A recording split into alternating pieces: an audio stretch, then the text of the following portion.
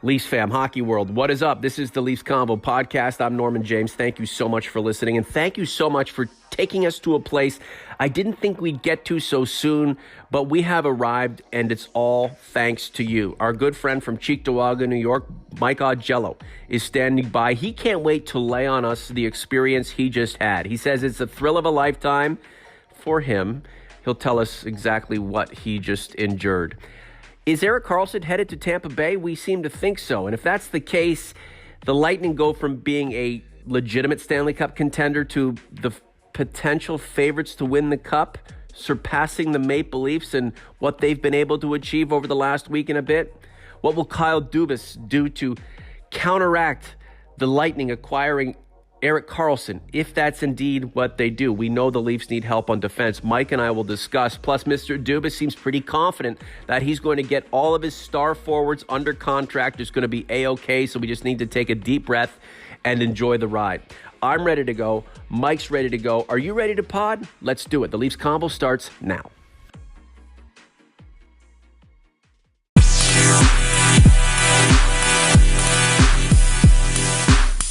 Here's our friend, Mike Augello. Michael, did you make it home from Casino Rama safe and sound?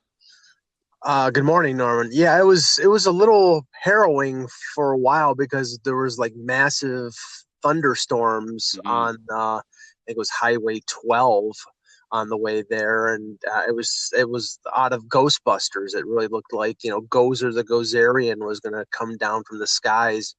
But yeah, no, it was a little longer of a drive than I thought because it was rush hour, but it was well worth it because of the person I went to go see, who's a great performer, Sarah McLachlan.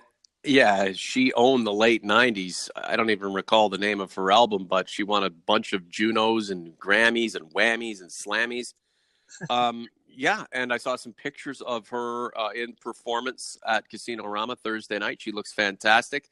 I'm sure her voice matches.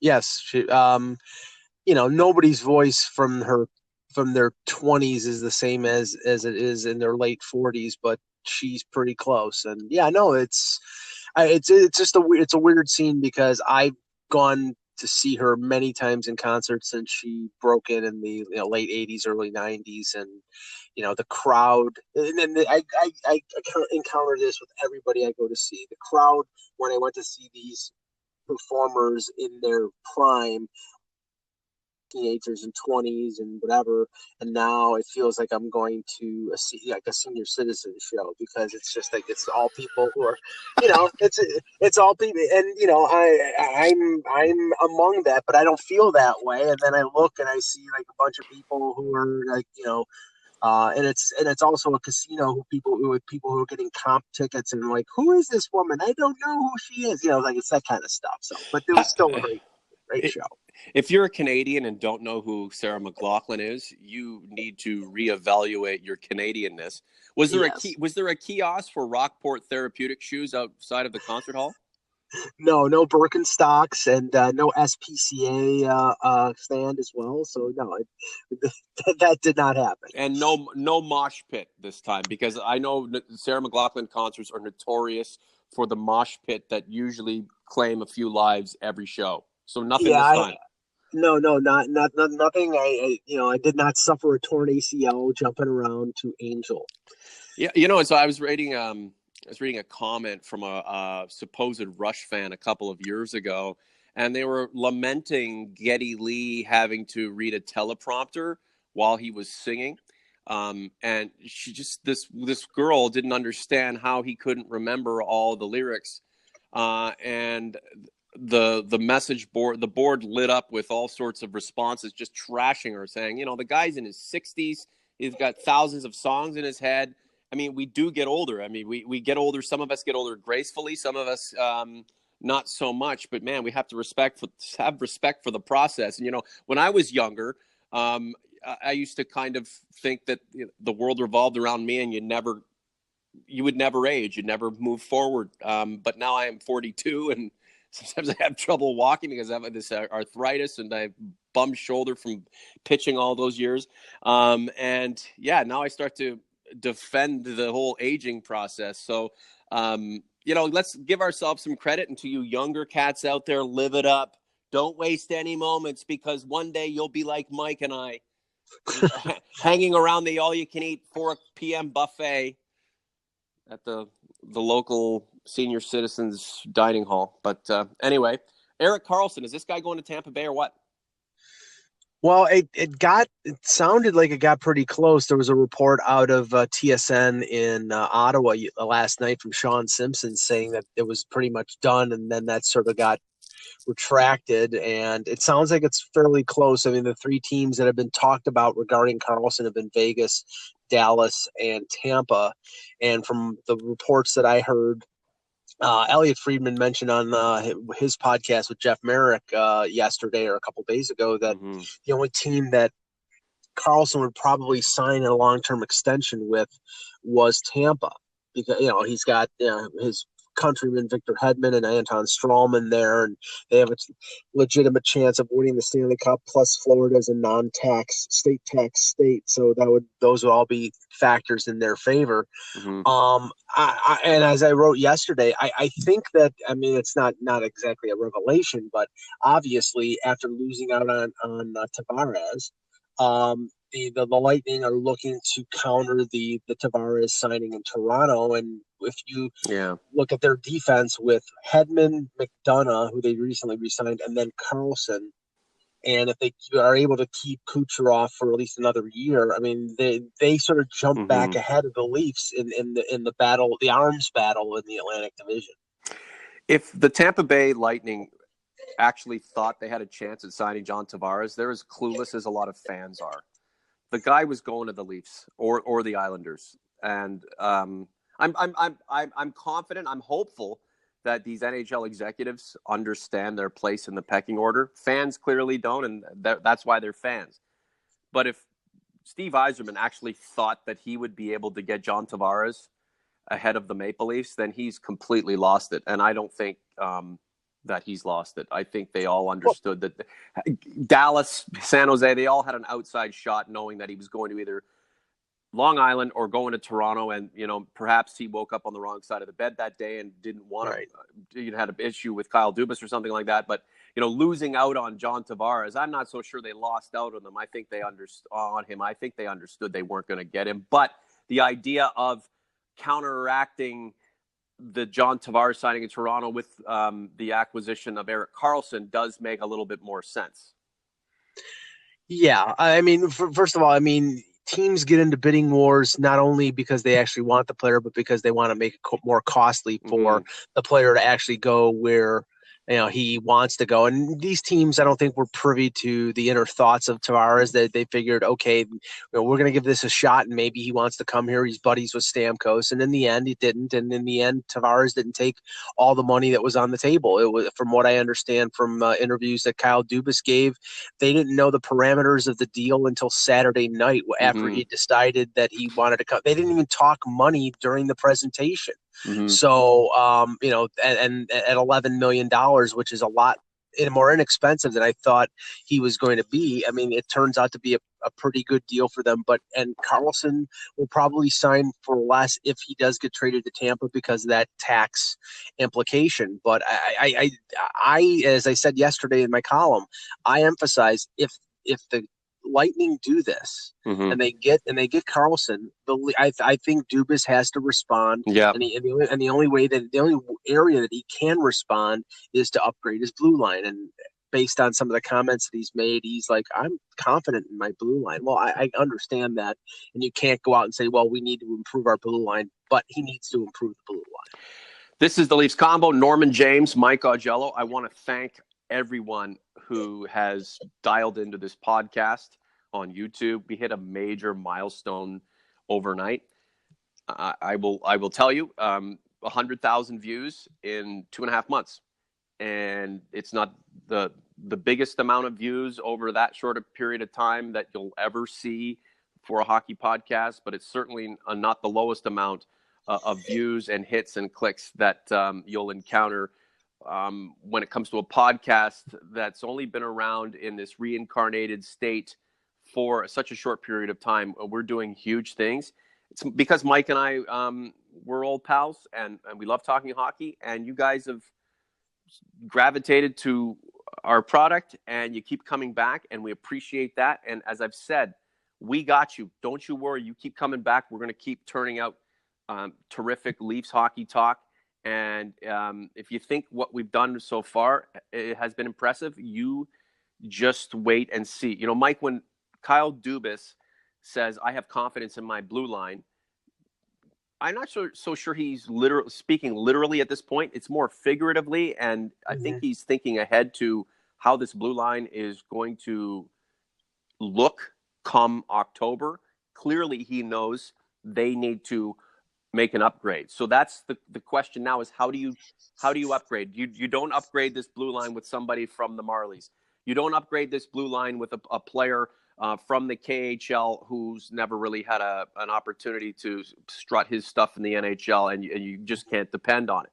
So it's going to take some augmentation with players who have experience in the NHL and who've had success.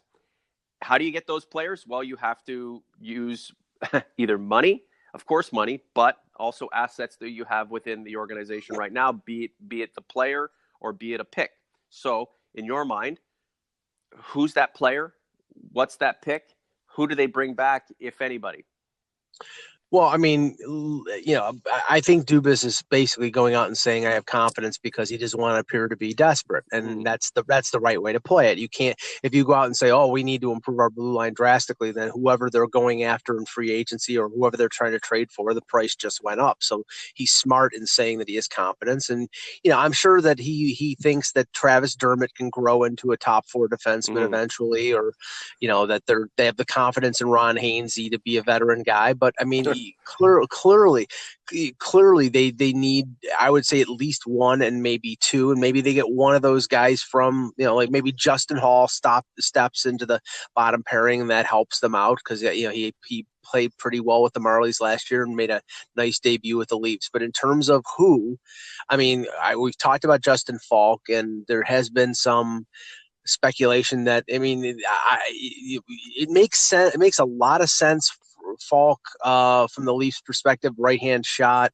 There's a lot of connection between the Canadiens and the Leafs, with, you know, Ron Francis being a close associate of Kyle Dubas, even though he's not part of the management team, and Eddie Olchuk's younger brother, Rick, who was an assistant GM with Carolina, recently got hired by the Leafs. So I think, you know, that would lend itself to the possibility of them, you know, having more of an insight on Carolina players, and that could, you know, cue a deal, but also could, you know, maybe rule it out, but you really don't know at this point. But it's either trade, obviously, and you know, other than Falk, there are like one or two names out there.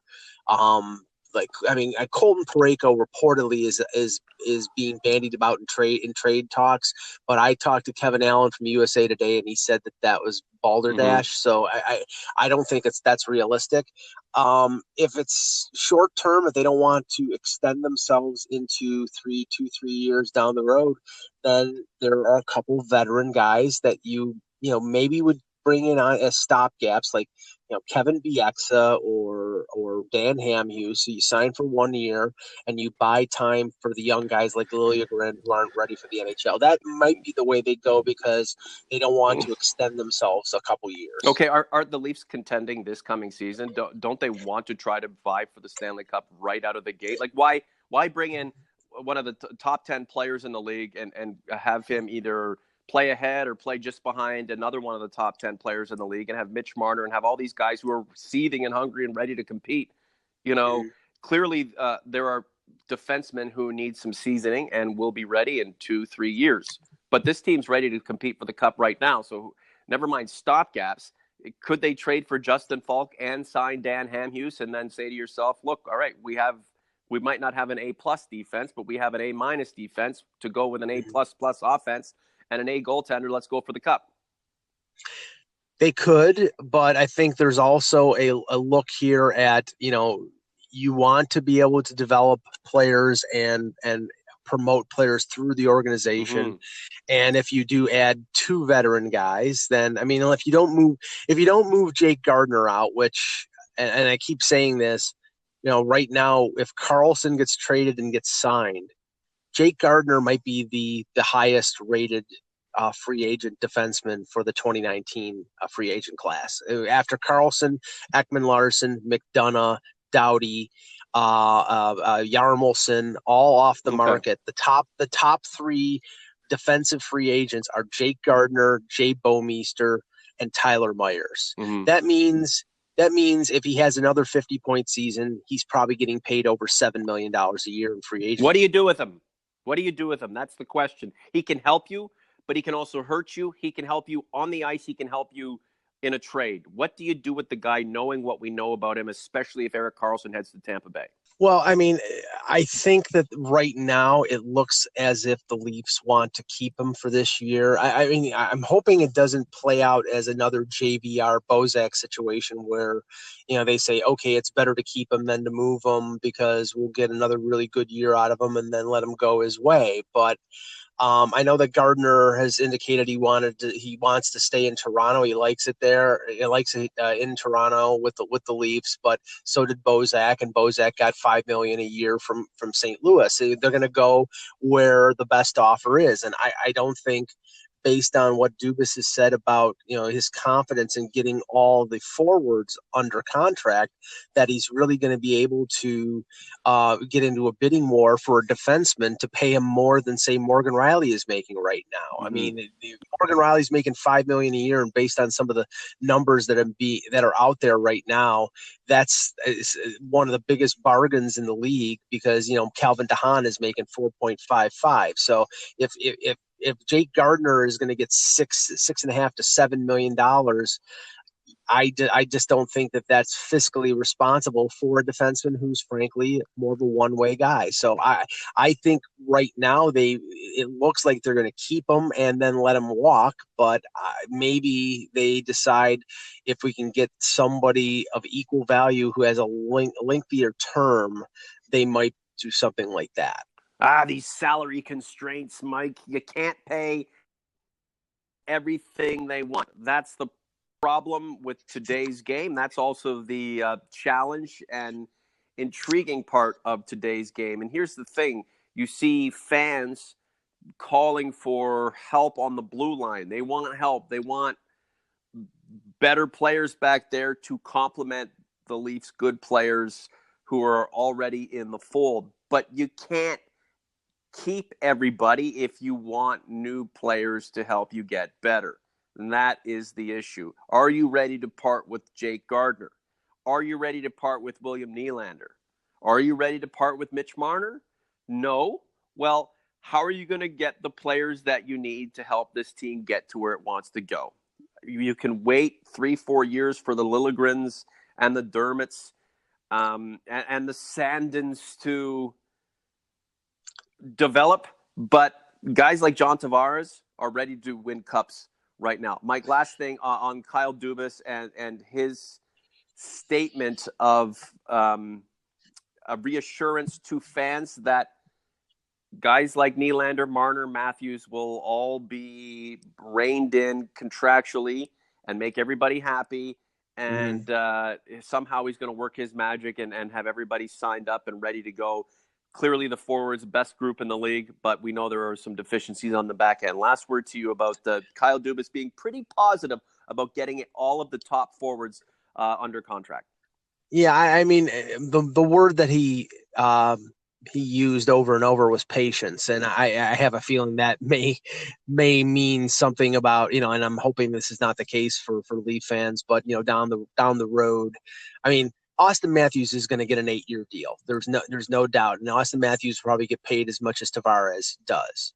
But I have a feeling Nylander is going to end up being on a bridge deal because they can sign him for 2 or 3 years, get him a little cheaper, and then still have his arbitrate. He'll be an arbitration eligible RFA after 2 or 3 years, and then they can sign him to the extension. Or if they decide that it's not worth the money to pay him on a long-term extension, then they can work from there. But Marner, if he leads the team in scoring again next year, which is possible because he's probably going to play with Tavares, he's going to expect to get as much as Auston Matthews, and he's a winger. He's not a center, and the pay scale is different. But where I think Dubas is going to sort of work his magic. He hinted at it after the Tavares signing last weekend. He said there were veteran players out there that were willing, that might be more interested in coming in as a short term, like a 1-year deal, and for a little less money for the chance to win a cup. I think he's going to, it's finally at the point where they're going to use joining the Maple Leafs as a magnet to bring in talent, which we said for years was a possibility, but it's going to be difficult. Yeah. You know what? If you're a free agent, defenseman or player, and the Leafs approach you to join their movement and you have an issue with it, retire. Please just retire. John Tavares proved once and for all that this is where you want to be. Show balls, you show guts, courage, and he's going to be rewarded for it. And my last thing on Marner and Matthews and Tavares and Nylander, this might be controversial to some who just have their nose on a data sheet and that's all, and they're showing bar graphs and compare this player to compare that player. Mitch Marner is still the most talented player on the team, in my opinion. Like, just naturally gifted. He is still, in my opinion, the most naturally gifted player on the team, and you can go ahead and argue that, but now you're disparaging Mitch Marner, and that's just not a good thing to do. Michael, we got to go, buddy. My cat's meowing. He wants to get in the house. Thanks, Norman. Bye.